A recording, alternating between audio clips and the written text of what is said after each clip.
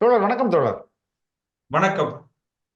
இந்த சிறுமியுடைய வழக்கு அதை தொடர்ந்து எம்எல்ஏவுடைய மகன் மருமகள் 2 பேரும் கைதாகினாங்க. அதுக்கப்புறம் அவங்க பிணை கேட்டாங்க, பெயில் கேட்டிருந்தாங்க. அந்த பெயிலோடைய நிலைமை என்ன? இந்த வழக்கு சோஃபார் எங்க வந்து நிக்குது இந்த இந்த இடத்துக்குலாம் இதுவரை? எம்எல்ஏ பல்லவராம் எம்எல்ஏ உடைய கருணாநிதி அவங்களுடைய மருமகளும் மகனும் சேர்ந்து ஒரு தலித் சிறுமி கொடூரமான முறை சித்திரவதை பண்ணியிருந்தாங்க. அவங்க 27ஆம் தேதி கைது பண்ணப்பட்டாங்க தோழர். 27 அவங்க அரெஸ்ட் பண்ணப்பட்டாங்க. அரெஸ்ட் பண்ணப்பட்ட பிறகு அவங்க வந்துட்டு பெயில் போட்டிருந்தாங்க. முதன்மை அமர்வு நீதிமன்றம் சென்னையில தான் அவங்க பெயில் பெட்டிஷன் போட்டிருந்தாங்க. அதுக்கு முன்னாடியே வந்து அவங்க சென்னை உயர்நீதிமன்றத்திலையும் அவங்க வந்து ஏபி போட்டிருந்தாங்க, ஆன்டிசிபேட் பெயில் போட்டிருந்தாங்க. அவங்க வந்து நீங்க செஷன் கோர்ட்ல போய் நேரா சரண்டர் ஆகி நீங்க பெயில் எடுத்துக்கலான்ற மாதிரி தான் அவங்களுடைய டைரக்ஷன் இருந்துச்சு. பெயில் எடுத்துக்கலாம்னு சொல்ல, அங்க என்ன வாதம் பண்ணி முடிவு எடுக்கிறாங்களோ அந்த முடிவுக்கு கட்டுப்படுங்கன்ற மாதிரி தான் இருந்தது. பேசிக்கா ஆன்டிசிபேட்டரி பெயில் கொடுக்கல, அப்படித்தானே நம்ம புரிஞ்சுக்கணும். கொடுக்கல கொடுக்கல கொடுக்கல. எப்பவுமே வந்துட்டு என்ன பண்ணுவாங்கன்னாக்கா, ஹைகோர்ட் வந்து டைரக்டா கொடுக்க மாட்டாங்க. செஷன் கோர்ட்ல வந்துட்டு அதை தள்ளி விட்டுருவாங்க. அவங்க என்ன முடிவு எடுக்கிறாங்களோ அந்த மாதிரி எடுக்கலான்ற மாதிரி சொல்லுவாங்க. பெரும்பாலான சில வழக்குகள் இப்ப அண்மையில வந்து எஸ்சிஎஸ்டி கேஸ்லயும் செஷன் கோர்ட்ல வந்து பெயில் கொடுத்துறாங்க. ஹைகோர்ட்ல இருந்து டைரக்ஷன் தான் கொடுத்துருவாங்க. பட் இந்த வழக்கை பொறுத்த மட்டும் என்னன்னாக்கா, இது ரொம்ப கொஞ்சம் சீரியஸான கேஸ் இருக்குன்றதுக்காக அவங்களும் இதை தள்ளி விட்டாங்க. வேற வழி இல்லாம இவங்க செஷன் கோர்ட்டுக்கு போனாங்கன்னா கண்டிப்பாக அரெஸ்ட் பண்ணப்படுவாங்கன்றது அவங்களுக்கு தெரியும் தோழர். அவங்க தலைமறைவா இருந்ததே நமக்கு வந்து ஒரு சாதகமா போச்சு. நம்ம சைட்ல என்னன்னா, நம்ம பெயில் பெட்டிஷன் போடும்போது அது சொல்லியிருந்தோம். இப்படி ஒரு வழக்கு பதிவு பண்ணப்பட்டு அவங்க வந்து நீதிக்கு ஒத்துழைப்பு கொடுக்காம, சட்டத்துக்கு ஒத்துழைப்பு கொடுக்காம அவங்க இங்கிருந்து தப்பிச்சு போய் ஆந்திராவில் கைது செய்யப்பட்டதா வந்து போலீஸ் ரெக்கார்டு சொல்லியிருக்கு அப்படின்னாக்க, இப்பவே அவங்க தப்பிச்சு விடுறாங்க அப்படின்னாக்க இவங்களுக்கு எப்படி பெயில் கொடுக்க முடியுன்ற ஒரு வாதமும் அதில் வைக்கப்பட்டது.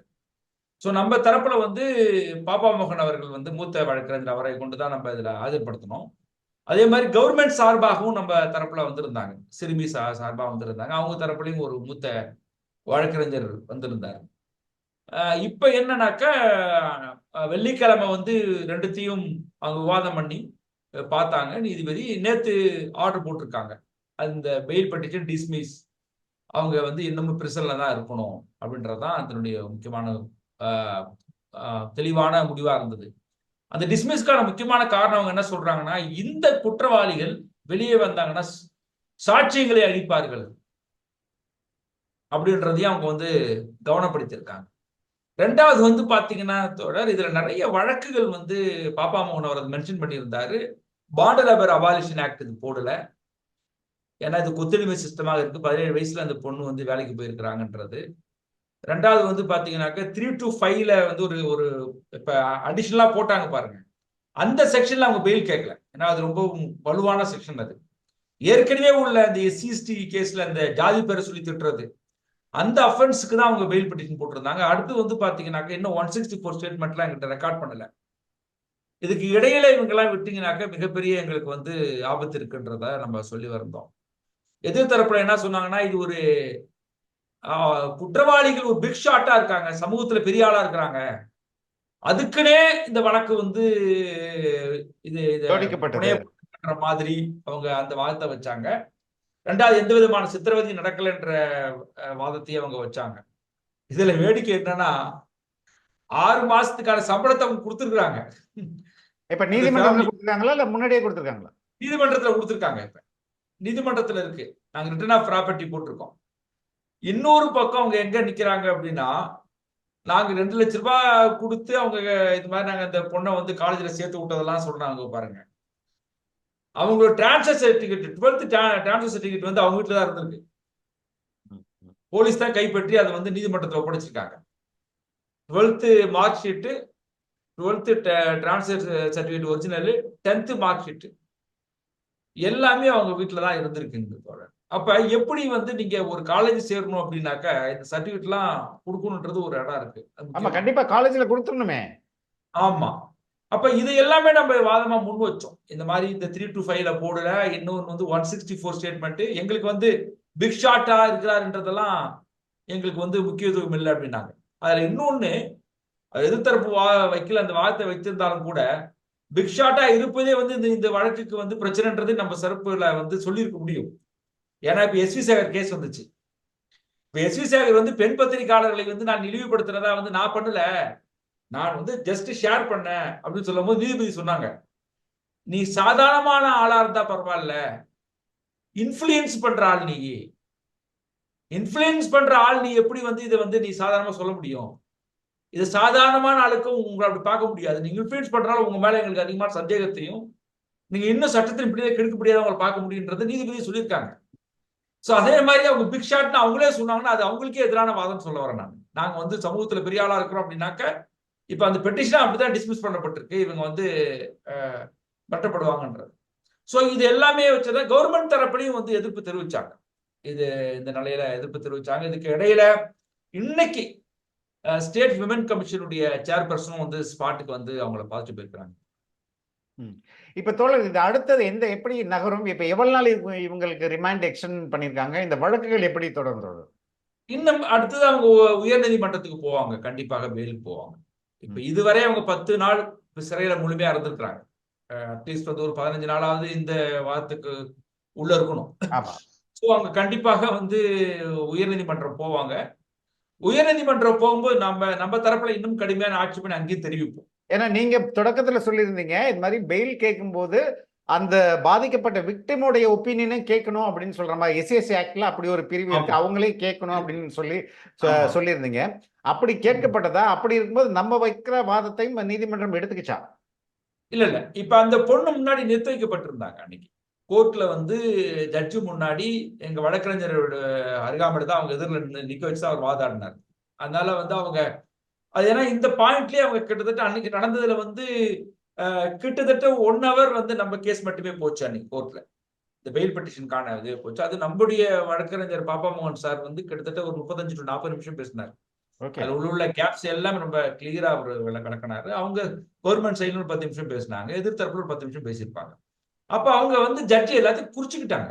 இதுல என்னென்ன நடக்குது, என்னென்ன கேப்ஸ் இருக்குன்றது, இதுல நடந்த காயங்கள் எல்லாம் உண்மைதான், அதுக்கான மெடிக்கல் ப்ரூஃப் இருக்கு, ஸ்டேட்மெண்ட் ரெக்கார்ட் பண்ண வேண்டியிருக்கு. நாங்க என்ன புதுசா வச்சோம் அப்படி கேள்வி இது வச்சோம்னா அவங்களை வந்து ரிமாண்ட்ல எடுத்து விசாரணை பண்ணணுன்றது ஒரு கோரிக்கையா வைக்கிறோம். இப்ப அந்த குற்றவாளி தரப்புல வந்து அவங்களை வந்து ரிமாண்ட்ல எடுத்து வைக்கணும்ன்றது. ரெண்டாவது இதெல்லாம் சொல்லும் போது அவங்களுக்கு கன்வின்ஸ் ஆயிட்டாங்க.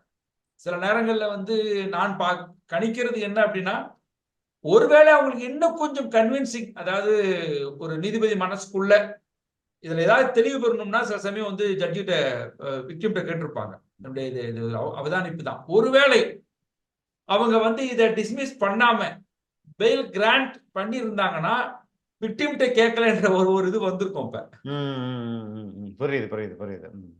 பட் அவங்க நான் நினைக்கிறதுனா அவங்க கன்வின்ஸ் ஆயிட்டாங்கன்னு நினைக்கிறேன். அது இந்த வேல்யூஸ் பாயிண்ட்ல அவங்க கன்வின்ஸ் ஆயிட்டாங்கன்னு நினைக்கிறாரு. சோ அதனாலதான் வந்து அவங்க வந்து என்ன பண்ணிருக்காங்கன்னா இது வந்து விடக்கூடாதுன்றதுல அவங்க ரொம்ப ரொம்ப தெளிவா இருந்தாங்க. எவ்வளவு பெரிய இது இருந்தா விடக்கூடாதுன்றதுல அவங்க ரொம்ப அக்கறையோட தான் இருந்தாங்க. சோ இவ்வளவு ஸ்பேஸ் கொடுத்தாங்க. ஏன்னா பாதிக்கப்பட்ட மக்கள் தரப்புல வந்து ஸ்பேஸ் கொடுக்குறது ரொம்ப ரொம்ப இம்பார்ட்டன்ட்.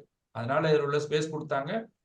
அவர் என்டையர் இதையும் அவங்கள்ட்ட வந்து ஆல்ரெடி நம்ம போட்ட பெட்டிஷன் நம்ம கிளியரா சொல்லியிருந்தோம், என்னென்னலாம் நடந்திருக்குன்றதையும் அவங்க கவனத்தில் எடுத்துக்கிட்டாங்க. சோ ஹைகோர்ட் போவாங்க. ஹைகோர்ட் போனாலும் நம்ம அங்கேயும் வந்து இதை வந்து கடுமையா நம்ம எதிர்க்கணும். நம்மளுக்கு என்னென்ன ரெண்டு விஷயம் தான் தோழர். இந்த மாதிரி தப்பு பண்றவங்க மிகப்பெரிய பொலிட்டிஷியன் ஆகும், எல்லா விதமான லா என்போர்ஸ்மெண்ட் ஏஜென்சி நம்ம கையில இருக்குன்ற அந்த இம்ப்யூனிட்டி இருக்கு பாருங்க, தெனாவிட்டு அது கூடாது. ரெண்டு விஷயம் தான். மக்கள்கிட்ட பணம் கொடுத்தா விலைக்கு போய் விலை போயிடுவாங்க, மிரட்டினா பயந்துருவாங்கன்றது வந்து ஈடுபடக்கூடாதுன்றதுக்காக தான் இவ்வளவு தூரம் உறுதியா நிக்கிறோம் நம்ம அந்த கேஸ்ல. இப்ப எனக்கு என்ன ஒரு பெரிய கஷ்டமா போச்சுன்னா, நேத்து பெயில் பெட்டிஷன் முடிஞ்சிட்டு அந்த இது 164 ஸ்டேட்மெண்ட் ரெக்கார்டு முடிச்சுட்டு அந்த பொண்ணை கார்ல கூட்டுறோம். அந்த பொண்ணு சொல்லியிருக்கு, எனக்கு பண்ண கொடுமை ரொம்ப சரியான கொடுமை தான். அந்த 4 வயசு குழந்தை இப்ப அப்பா அம்மா இல்லாம கஷ்டப்படும் இல்லையான்னு கேட்டிருக்கு.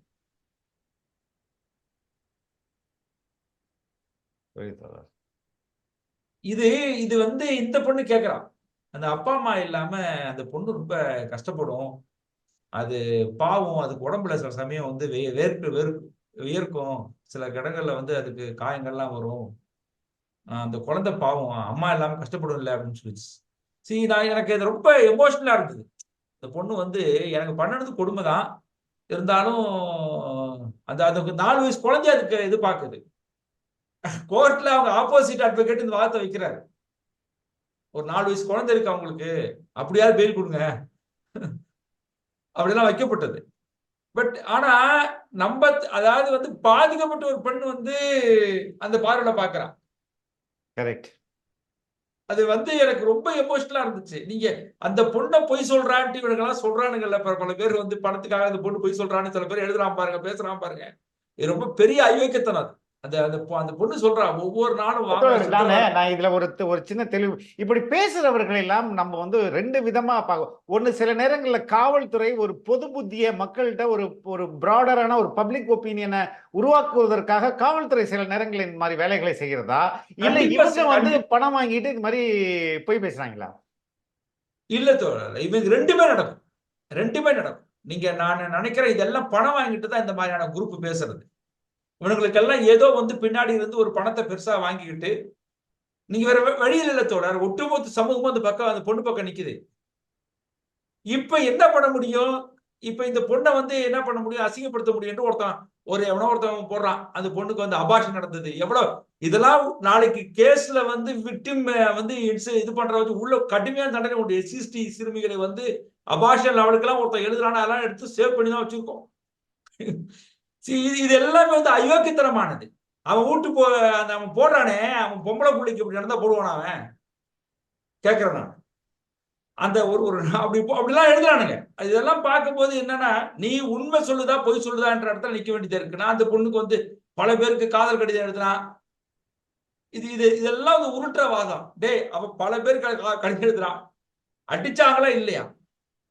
இன்னைக்கு விமன் கமிஷன் சேர்பர்சன் பேசுறது கூட ரொம்ப உணர்வுபூர்வமா இருந்தது. நீங்க இது எந்த விதத்திலும் நீங்க வழக்க வந்து விட்டுற மாட்டோமா, நாங்க உங்களோட தான் இருப்போம், ஒருபடி மேல போய் சொல்றாங்க வந்து அப்படிலாம் அவங்க சில அதிகார விமன் கமிஷன் சேர்பர்சன் நாற்காலியில உட்காரலைங்க சார் தோழர், தரையில உட்கார்ந்தாங்க. இன்னைக்கு அது குடிசை வீடு, தரையில உட்கார்றாங்க.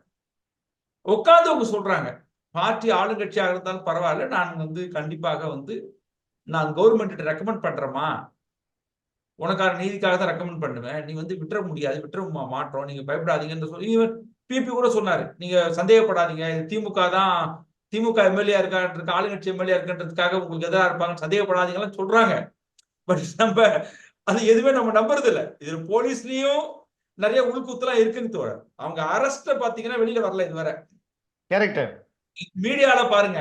ஆமா, அவங்க ஃபுட்டேஜே கேக்குறேன், ஒரு சாதாரண திருட்டு வழக்குக்கு ஒரு ஏழை எளிய மக்கள் மட்டும் கைது பண்ணப்பட்டா, ஒரு 4 பயலுக்கு எங்கேயாவது சுத்திட்டு வந்திருப்பான், புடிச்சிட்டு வந்தா அவனை நிக்க வைக்கிறது என்ன, அவனை வந்து கோர்ட்ல விலங்கு போட்டு கூட்டு வர்றது என்ன, காரை விட்டு இறக்குறது என்ன, அவனை முகமுடி போட வைக்கிறது என்ன, எத்தனை கேமரா லைட் அடிக்கும், ஒளி அடிக்கும். 2 பேரை கொண்டு வந்து நள்ளிரவுல திருட்டுத்தனமா நீங்க ரிமாண்ட் பண்றீங்க அப்படின்னா வெளிப்படைத்தன்மை எங்க தோழர் இருக்குதுல? சரி, நான் என்ன சொல்ல வரேன், எனக்கு இங்கதான் கவர்மெண்ட் மேலத்த ஒரு இடம் வந்து இருக்கு. நீங்க இது எல்லாமே காம்ப்ரமைஸ்ன்றேன். இதுதான் ஸ்டேஜ். இது நான் என்ன சொல்ல வரேன், இப்ப கூட உங்களுக்கு கோபம் இருக்கலாம், என்னடா இவ்வளவு பெரிய ஒரு சிறுமியை பண்ணிட்டாங்களேன்னு கோபம் இருக்கலாம். ஆனால் எதிர் குற்றவாளி தரப்பு மறுபடியும் லாபி பண்ணப்பட்டு அவங்க கரையதான் செய்வாங்க அரசாங்க மத்தியில. அது அந்த வீரிய உடையதான் செய்யும். இப்போ அவங்க ஸ்ட்ரிக்டா இருக்காங்கன்னு சொல்ல வரல. நீங்க ஒரே ஒரு கிளிப்பிங், அது வந்து கிட்டத்தட்ட ஃபியூ செகண்ட், அது இந்த காருக்குள்ள அவங்க தானான்னு நமக்கு தெரியல. இப்ப மக்கள் என்ன கேள்வி கேட்கிறான், உள்ள உண்மையாவே இருக்காங்களா இல்லையா, யாரு பார்த்தா அவங்கள? அங்கிருந்து ரிமாண்டுக்கு வந்து ஜட்ஜி வீட்டுல இருந்து வெளியில போகுது இந்த கார், அவ்வளவுதான். 6 மணிக்கு கொண்டு போய் ரிமாண்ட் பண்றாங்க தோழர், 6:10. ஆமா, 6:10 ஷார்ப்பா வந்து அவங்க வந்து ரிமாண்ட் கொடுக்குறாரு, இந்த ஜட்ஜி கொடுக்குறாரு. 2:30 மணிக்கு கூட்டு போறாங்க, இந்த டாக்குமெண்ட் சர்டிபிகேட் இல்லைன்றாங்க, 6:10 கூப்பிட்டு வராங்க. அங்கிருந்து புழல் சிறைக்கு போறதுக்கான எந்த போட்டோவும் இல்லை, எந்த வீடியோவும் இல்லை. எப்படி வந்து பாருங்க, இவ்வளவு பெரிய கிரைமை பண்ணிட்டு அது வந்து அவங்க புகைப்படத்தை கூட வெளியிட மாட்டோம்னா அவ்வளவு கண்ணியம் காக்கப்படுறீங்கல்ல. ஒரு ஏழை எளிய அக்யூஸ்டுக்கு இந்த கண்ணியத்தை காட்டிக்கொள்ளலாம்ல. அதுதான் சந்தேகத்தை ஏற்படுத்துது. இந்த மாதிரியான தந்திரம் இருக்கு பாருங்க, இதெல்லாம் அயோக்கியத்தனமானது. இப்போ நம்ம வந்து அடுத்தது இவங்க வந்து உயர்நீதிமன்றத்துக்கு போவாங்க. உயர்நீதிமன்றத்துல உங்களுடைய தரப்பை என்னென்ன மாதிரியான ஆர்குமெண்ட் வைக்கப்படும் தோழர்? இல்ல கண்டிப்பாக உயர்நீதிமன்றத்துல இந்த ஒண்ணு எதிரிகள் கடுமையான வலிமையான இருப்பவங்க, அது பண ரீதியாகவும் சரி அரசியல் ரீதியாக ரெண்டு இடத்துல வலிமையா இருக்கிறவங்க, அவங்க இந்த வழக்கை வந்து கண்டிப்பாக உருட்ட பார்ப்பாங்க. இதனால பெயில் கொடுக்க கூடாது, அட்லீஸ்ட் எங்களுக்கு சார்ஜ் ஷீட் போடுற வரையாவது இவங்களை வந்து உள்ள வைக்கணுன்றத ரொம்ப ரொம்ப அதுதான் மையமா நாங்க வலியுறுத்துவோம். இரண்டு வந்து பாத்தீங்கன்னாக்கா இதுல வந்துட்டு நிறைய எவிடன்ஸையும் அடிக்க வேண்டியதுக்கான வாய்ப்புகள் இருக்கு. ஏன்னா சிசிடி கேமரா வந்து ஆல்ரெடி அந்த பொண்ணு சொல்றான், தன்னை ஒரு ஒரு 6 மாசம் 8 மாசம் சிசிடி கேமரா எடுத்தாலும் தெரிஞ்சிடும் தோழர். அந்த வீட்டுக்குள்ளே கேமரா இருக்கு. அடிக்கும் போதெல்லாம் அந்த பொண்ணே சொல்றான், அடிக்கும் போதெல்லாம் ஆஃப் பண்ணிட்டு தான் அடிப்பாங்க, சில நேரங்கள்ல ஆஃப் பண்ணாம நடிச்சிருக்காங்கன்னு சொல்லிட்டு. ஒரு வீடியோவை நீங்க எடுக்கும் போது ஏன் ஆஃப் பண்ணப்படுது, எவ்வளவு நேரம் ஆஃப் பண்ணப்படுது ஈஸியா கண்டுபிடிக்க முடியும். கண்டிப்பா இன்னமும் அந்த எவிடன்ஸ் எல்லாம் அவங்க கலெக்ட் பண்ணல. இதெல்லாம் நாங்க வந்து அந்த இடத்துல நாங்க முக்கியமா வைக்கிற விஷயமா பார்ப்போம். நாங்க அதுக்கப்புறம் வந்து பாத்தீங்கன்னாக்க இவங்க சொன்ன அந்த சார்ஜ், இந்த 2 லட்சம் ரூபாய் பணம் கொடுத்தது, படிக்க வச்சுன்னு சொன்னது, அதுக்கான எவிடன்ஸ் கொடுக்கணும் அவங்க எல்லாமே. நிரூபணம் ஆயிடுது இல்ல தோழர். ஏன்னா அவங்கள்ட்ட தான் அந்த 10th சர்டிபிகேட் +2 சர்டிபிகேட் டிசி எல்லாம் இருக்கும்போது எந்த கல்லூரியிலும் அந்த அந்த குழந்தை சேர்க்கப்படல, அப்படித்தானே அர்த்தமாகுது? சேர்க்கப்படல. இந்த பொண்ணுக்கு வந்து அந்த கல்லூரிக்கே போல, ஒரு நாள் கூட வந்து அட்டென்ட் பண்ணப்படல. ஒரே ஒரு நாள் என்ன பண்ணிருக்கிறாரு, அந்த இவரு அந்த மதிவாணன் எம்எல்ஏ மகன் வந்து ஒரு வீடியோ காட்டினாராம், இப்படிதான் கிளாஸ் இருக்கும்னு சொல்லி. ஓகே, ஒரு வீடியோ அது வந்து ஒரு வகுப்பு வீடியோ எப்படி இருக்கும்ன்றத ஒரே ஒரு நாள் வந்து காட்டியிருக்கிறாரு. இப்ப எல்லாரும் என்ன கேள்வி கேட்கிறாங்க, அந்த பர்த்டே பார்ட்டி கொண்டாடினாங்க தோழர்கள், ஒண்ணு இருக்கு, கிறிஸ்துமஸ் அன்னைக்குதான் அவ பிறந்த நாள். ஓ ஓ அந்த பாப்பாவுடைய பிறந்த நாள் வந்து டிசம்பர் 25 தான். தோரணங்கள்லாம் கிறிஸ்துமஸ்க்கு தான். 25/12/2005 தான் பிறந்த நாள். ஓகே, கிறிஸ்துமஸ் அன்னைக்கு தான் வந்து அது கொண்டாடுறாங்க. நாங்க வந்து இந்த கேக்கு வச்சு கொண்டாடுனாங்க, இல்ல மறுநாள் வந்து சந்தோஷமா இருக்க வச்சாங்க, எடுத்துக்கலாம் கூட்டு போனாங்கன்றதெல்லாம் அவங்க தரப்புல வைக்கிற இதெல்லாம் எவிடன்ஸா வைக்கிறாங்க. எங்க தரப்புல தானே சொல்றோம், கேக்க கொடுத்துட்டு மறுநாள் உதைக்கிறான்னு தானே சொன்னோம். இல்ல கிறிஸ்துமஸ் கொண்டாட்டத்தை சேர்த்து இந்த பொண்ணோட பிறந்தநாளையும் கொண்டாடி, அவ்வளவுதான். அதுதான் தோழர், அது கிறிஸ்துமஸ் கொண்டாட்டம் தான். அதை கொண்டு போய் பிறந்த நாளுக்கு இவளுக்குன்னு ஏன் இப்படி தோரணை கட்டினார்கள்? ஒரு கேத்தலிக் குடும்பம் அங்க எல்லாமே இருந்தது, அதுக்காக தான் பண்ணப்பட்டது. சோ இது எல்லாமே வைக்கப்படும். இன்னும் சில ஸ்ட்ராங்கான எவிடன்ஸ் இருக்கு தோழர், நம்ம தரப்புல அது வந்து கொண்டு வர்றதுக்கு, அதை வந்து கோர்ட்ல அது கொடுக்கலான்னு பாக்குறோம். என்னென்ன மாதிரியான எவிடன்ஸ் தோழர்? கண்டிப்பாக அந்த பொண்ணு வந்து பாதிக்கப்பட்டதுக்கான, காயமடைந்ததுக்கான சில முக்கியமான விஷயங்கள், அங்க நடந்த சில ஸ்டேட்மெண்ட், இதெல்லாம் 164 சொல்ல வச்சிருக்கோம். Okay okay. அந்த அவங்க ஜட்ஜி வந்து ரொம்ப இதாயிட்டாங்க, ஷாக். இவ்வளவு